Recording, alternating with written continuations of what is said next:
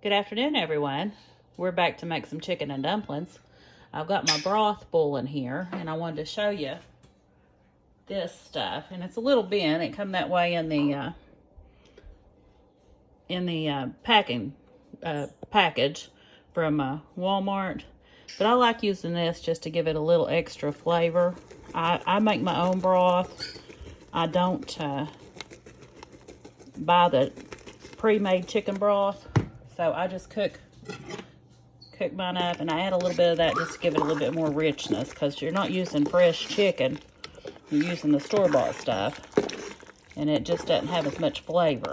So I just put a little bit in at the beginning, and then we'll come over here, and I'm going to put you up on the tripod or the phone stand. And this is my cooked chicken that I got made.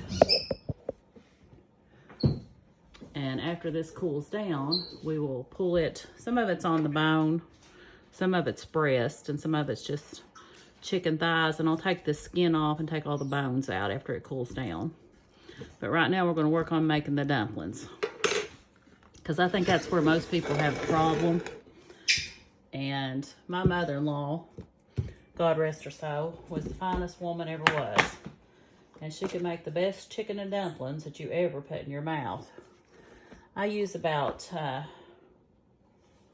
probably about 8 cups of this self-rising flour.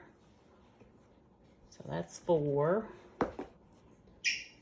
5, 6, 7. And they're probably more than 8 because I fill it always full. I just put it in there. And then I use cold water.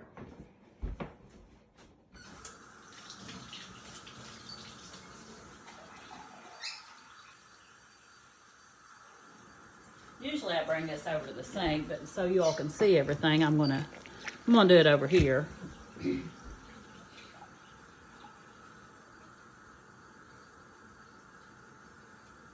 So we'll just have to guesstimate at how much it takes me, because I usually just run the water into it. And I use some milk. And I don't measure this, I just go by consistency, you all. So let's do some stirring and see what we got.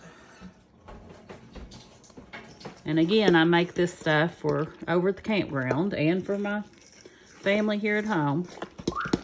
I might have to add some more flour. I might have had too much. Let's see what we end up here. And I've already washed my hands real good, 2 or 3 times. So yeah, this is probably got too much liquid in it. So we'll add some more flour to it.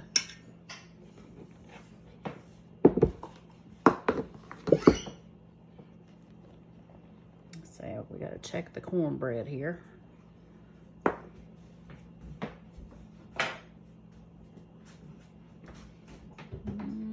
Maybe a couple more minutes on that cornbread we made. And we'll get it out. And I'm a messy cook, y'all. If there ain't no mess, it ain't good. Now we just want to get this kind of stiff, because you don't want it fluffy. And we'll do even more flour to it when we put it over on this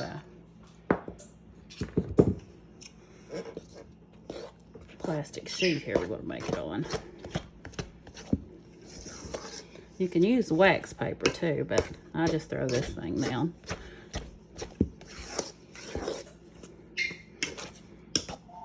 And you just keep stirring till you get about what you want. And there's the phone, as always.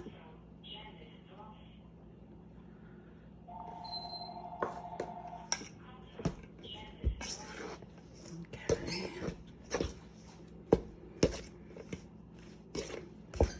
That's looking better. Still need some more, but I'm gonna move that to the side. We're gonna put down some flour on this mat. And you want to be real generous with it, because we're going to need this a little bit. get it at the right consistency that we want it at.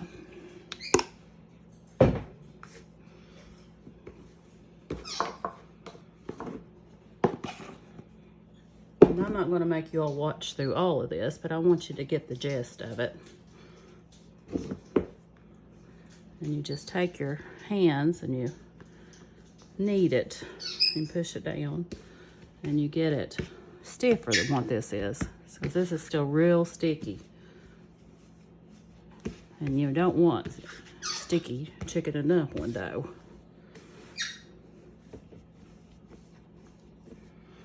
So you just keep doing this until you get it where you want it. And this still needs quite a bit, you all.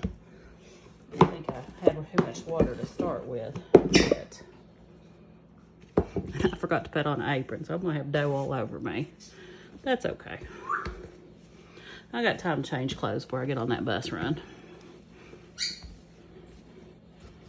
And you'll see it's sticking to me, so you don't want that.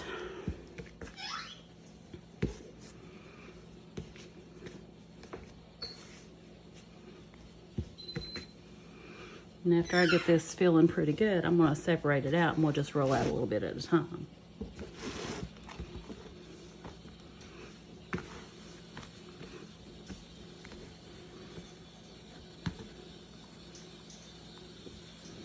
Lay that over on that corner. And I know it's going to be hard for you all to do this because there's no exact measurements to this. Just really go by the feel of it, and you want it. I'll show you here in a second.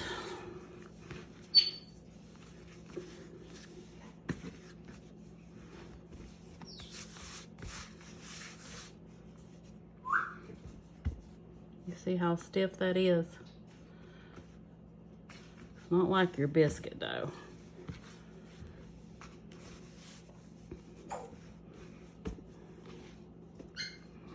These all over here on the side, top of each other. We gotta have some room to roll this stuff out.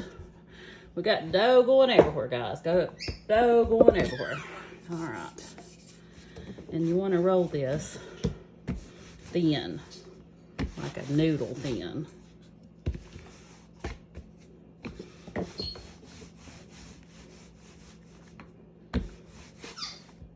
Well, if I quit getting it caught, there's some more flour on it here.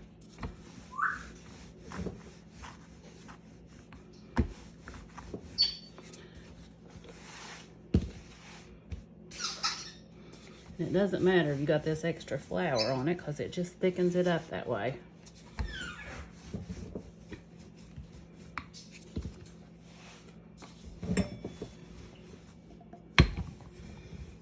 This ain't like a pie crust. It don't have to be perfect. It just has to taste good when you're done. You'll hear my parrots in there. I have 2 African gray parrots. And like I said, I'm not going to make you all watch all of this. But you take your trusty pizza cutter and you cut this in strips. And I do every bit of this dough this way. Just separate it out into smaller batches. Cut it in strips. Then you go this way. And I cut these about, there's no exact science to it. Some of them about 1.5 inches by inch. Some of them about 2 inches by an inch. Some's bigger, some smaller. It don't really matter, as long as they taste good. All right. Now what you do, and I'm gonna try to move you guys, so bear with me. I'll show you this first. I just take my spatula and put some flour on it. And you can scoop a few of these up like that. You see them on my spatula. I'm gonna move you over here, guys. And you might steam up my, well, let's see, I probably have to put you this way, don't I? Get it right. Oh yeah, we're gonna steam, aren't we? Hold on. But we're just gonna do this quick and I'll show you a few of them. What you do is you drop these in separate places. You don't want them sticking to each other. So you drop them all around and you give them time to cook before you pile more on top of them. Just like that. And you keep going till you got the whole pot full of these.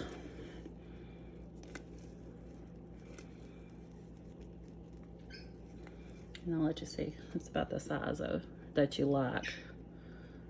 About right there.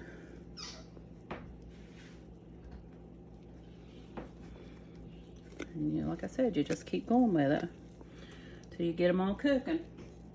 So I'm gonna end this part of the video right here and get you out of the steam, and I'll be back in a little bit when we're finishing it up.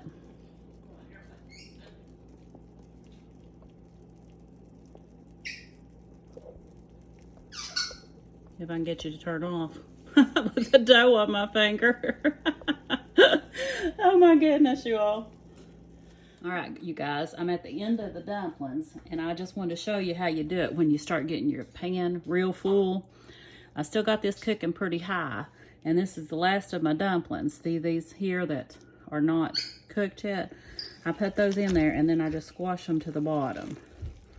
And you'll see how those on top have already cooked enough to where they won't stick to them. And that's how you do it when you start getting it real full. And then after you do that, and you've got them all in there, you turn it down on low, and you put your lid on, and you just let these cook a while until they get real good and done.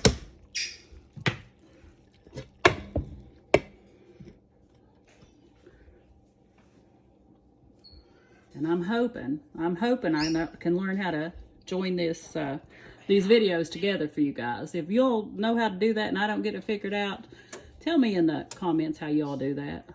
Okay guys, here's how we're looking. And I wanted to show you one of my secret weapons. At the end of it, when the dumplings are about done, before I put the chicken in, I pour a little bit of this heavy whipping cream in it.